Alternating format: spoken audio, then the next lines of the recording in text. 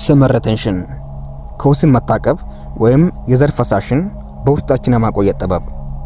ይህ ሀሳብ በምስራቁ ዓለም ከፍተኛ ቦታ የሚሰጠው ጉዳይ ሲሆን በተለይም በጣኦይዝምና ቡዲዝም የመሳሰሉ የምስራቃውያን ሃይማኖት አስተምህሮች ዘንድ ከወሲብ መታቀብ የተቀደሰ ልምምድና ፈጣሪን ወደ መገናኘት የንቃት ደረጃ ማደጊያ መንገድ ተደርጎ ይቆጠራል። ነገር ግን ብዙ ሰዎች ይህን ሀሳብ በተሳሳተ መንገድ ይረዱታል።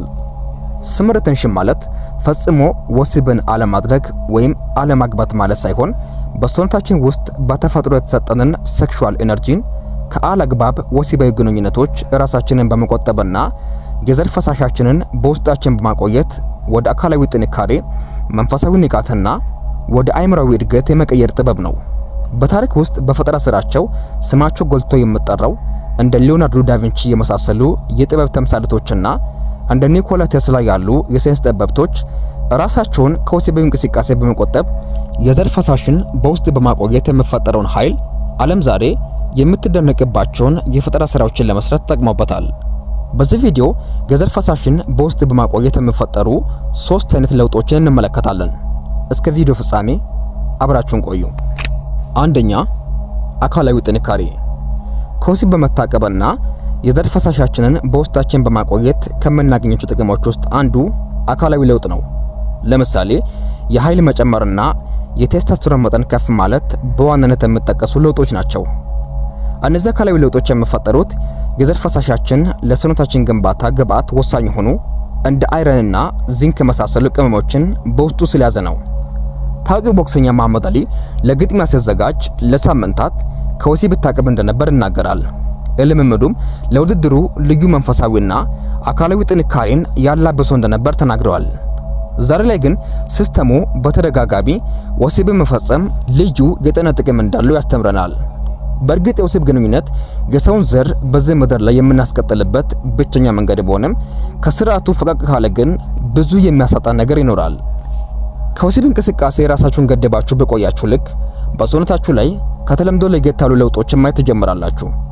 ለምሳሌ የማግኔቲክ ኤነርጂ ፊልዳችሁ ወይም በተለምዶ ካሪዝማ የተባለ የምትጠራው የኤነርጂ ሌቨላችሁ ከፍ እያለ ስለሚሄድ ፕሬዘንሳችሁ ወይም መገኘታችሁ እየከበደና የሰዎችን ትኩረት መሳብ ትጀምራላችሁ። እንዲሁም ከወትሮ ለየት ያለ ጥንካሬና በራስ መተማመን ስሜት ይሰማችኋል። ሰመር ሪቴንሽን ለውጡ በዚህ ብቻ አበቃም። የዘር ፈሳሻችሁን በውስጣችሁ ባቆያችሁ ልክ ለውጡም እየቀጠለ ይመጣል።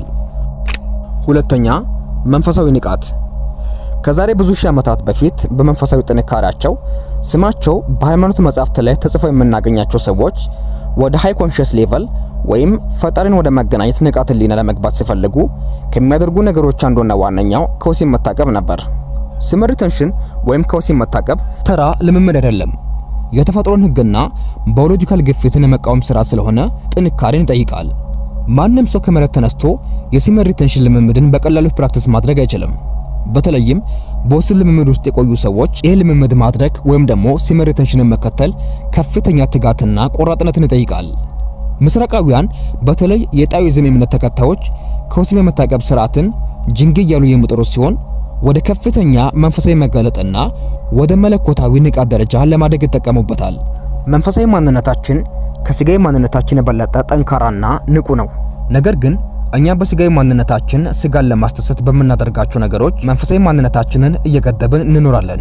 በስጋዊ ማንነታችንና በመንፈሳዊ ማንነታችን መሃል ልዩነት ነው። ስጋዊ ማንነታችን በውጫዊ ሁኔታ የተገደበ ነው። ይህ ማለት ዓለምን የሚረዳው ከአምስቱ የስሜት ህዋሳቶች በኩል ብቻ ነው። መንፈሳዊ ማንነታችን ደግሞ ገደብ የለሽና በፈጣሪ አምሳል የተፈጠረ መለኮታዊ ማንነት ሲሆን ከፈጣሪ ጋር ቀጥተኛ ግንኙነት ማድረግ የምንችለው በዚሁ መንፈሳዊ ማንነታችን ብቻ ነው። ምክንያቱም ስጋዊነታችን የተገደበ ስለሆነ ወደ ሃይ ኮንሺየስ ሌቨል ወይም ፈጣሪን ወደ መገናኘት ንቃተ ህሊና መግባት አይችልም። እኛ ስጋን ለማስደሰት ብለን የምናደርጋቸው ነገሮች ለምሳሌ ፖርኖግራፊ፣ ማስተርቤሽን፣ ልቅ ወሲብ፣ መጠጥ፣ አደንዛዥ እጽና የመሳሰሉ ነገሮች መንፈሳዊ ማንነታችንን የሚያደክሙና የሚገሉ አደገኛ ልምዶች ናቸው። ነገር ግን ጥበብ ነክ መጻሕፍትን ማንበብ፣ ምግብ መቀነስ ወይም መጾም፣ በጥሞና ውስጥ መቆየት፣ ወደ ሃይማኖት ስፍራዎች መሄድ፣ እንደ ሶሻል ሚዲያና ፖርኖግራፊ ከመሳሰሉ ከዶፓሚን ምንጮች አእምሮ ነፃ ማድረግና በዋናነት ከወሲብ መታቀብ ወይም ስመር ሪተንሽን መንፈሳዊ ማንነታችንን በማጠንከርና ስጋችንን ከነምኞቱ መቆጣጠር እንድንችል የሚያስችሉን ዘዴዎች ናቸው። ስለዚህ ለስጋዊ ምኞታችሁ ባሪያ ላለመሆን በመንፈሳዊ ማንነታችሁ ላይ በደንብ ስሩበት። ለዚህ ደግሞ ስመር ሪተንሽን አንዱ መንገድ ነው። ሶስተኛ አእምሯዊ ለውጥ። አእምሮአችን በተፈጥሮ ደስታን የሚለካው በሚያገኘው የዶፓሚን ሆርሞን መሰረት ነው። ነገር ግን ከውጭ የምናስገባቸው እንደ ልቅ ወሲብ ወይም ማስተርቤሽን እና ፖርኖግራፊ የመሳሰሉ የዶፓሚን ምንጮች እጅግ ከፍተኛ የዶፓሚን መጠን ስላላቸው በአእምሮአችን ውስጥ የዶፓሚን መዛባት እንዲፈጠር በማድረግ አእምሮአችን ላይ ከፍተኛ ጉዳት የማድረስ አቅም አላቸው። ስመር ሪተንሽን ወይም ከወሲብ መታቀብ ደግሞ በወሲብ ነክ እንቅስቃሴዎች በአእምሮአችን ውስጥ የሚፈጠረውን የዶፓሚን መዛባትን ስለሚቀንስና በዘር ፈሳሾች ውስጥ ያሉ ተፈጥሯዊ ቅመሞች በውስጣችን እንዲቆዩ ስለሚያደርግ አእምሮአችን ይበልጥ የፈጠራ ክህሎቱ ከፍ እያለና የማሰብ ችሎታው እያደገ ይሄዳል። ኒኮላ ቴስላ ሴክሹዋል ኢነርጂን በደንብ ከተጠቀሙ ሳይንቲስቶች ውስጥ አንዱ ነበር። ቴስላ ህይወቱን በሙሉ በፈጠራ ስራዎቹ ላይ ትኩረቱን በማድረግ ያሳለፈ ሲሆን ትዳር ለመመስረቱ እንኳን ጊዜ አልነበረውም። እንዲህ ማድረጉ ትክክል ነው ብዬ ባላምንም ከወሲብ በመታቀብ የሚገኘውን ሴክሹዋል ኢነርጂን ግን እስከ ጥግ የተጠቀመ የመጀመሪያ ሳይንቲስት ነው። በጥበብ ስራዎቹ እስከ ዛሬ ስሙ የሚታወሰው ሊዮናርዶ ዳቪንቺ ትኩረቱን ለመጠበቅና የፈጠራ ክህሎቱን ለማሻሻል ረዘም ላለ ጊዜያት ከወሲብ ይታቀብ እንደነበረ የታሪክ መዝገብ ይናገራል። ስመር ሪተንሽን ከዚህም በተጨማሪ ራስን የመግዛት አቅምን ወይም ዲሲፕሊን እንዲኖረን በማድረግ ከተለያዩ አላግባብ እንቅስቃሴዎች እንድንቆጠብ ያገዘናል። በአጠቃላይ ከወሲብ መታቀብና ማስተርቤሽን ከመሳሰሉ ወሲብ ነክ እንቅስቃሴዎች መቆጠብ አካላዊ ጥንካሬን፣ መንፈሳዊ ንቃትንና የአእምሮ የፈጠራ ክህሎትን ይጨምራል።